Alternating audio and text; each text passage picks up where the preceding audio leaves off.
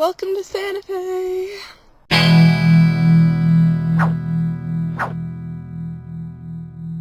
It's snowy. Alright, I thought I'd do a little twist on the usual theme of hometown. There are so many misconceptions about Santa Fe, New Mexico, that I thought I'd take them on one by one. But first off, let's take a look at what Zoe is wearing in the middle of a snowstorm. T-shirt. That's right, inside. Better. Okay, misconception number 1. Santa Fe is a desert. Not true. Santa Fe is a pine juniper woodland. That means instead of seeing the saguaro cacti that you'd see in Arizona, you'd see piñons and junipers. You see, when most people think of Santa Fe, they do think of Arizona, and that's completely wrong because Arizona is seriously one of the hottest places on Earth. And although Santa Fe can go up to, the 90s on a hot summer day, it's not going to go over 100. And in the wintertime, it could be anywhere from 0 to 50. However, Santa Fe is very dry.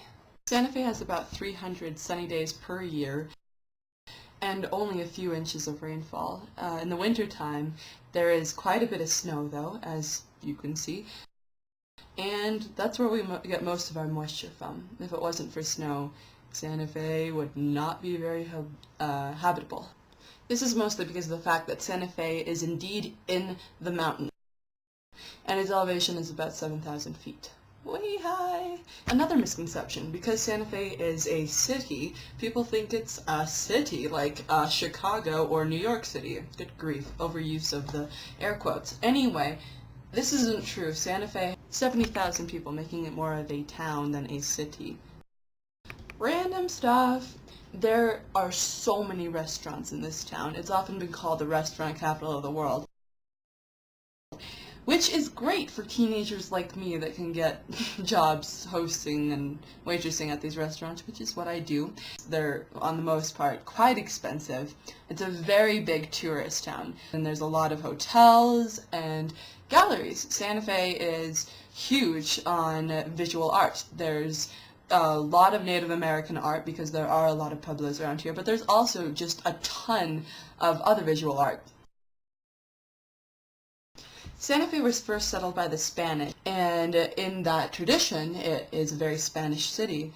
Along with a lot of Spanish Americans here, there's a lot of Mexican immigrants, and the city is very influenced by that. In the middle of our town, we have what we call Plaza, which is basically a square park. There's some fiestas there. That leads me to the fact that there are fiestas as well.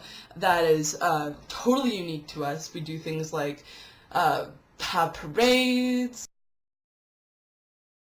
We burn a huge, like 200-foot puppet that's called Old Man Gloom or Zozobra, and he's stuffed with people's worries and pains of the last year, to burn it all away, burn all that bad stuff away, and that's a huge cultish thing in our town.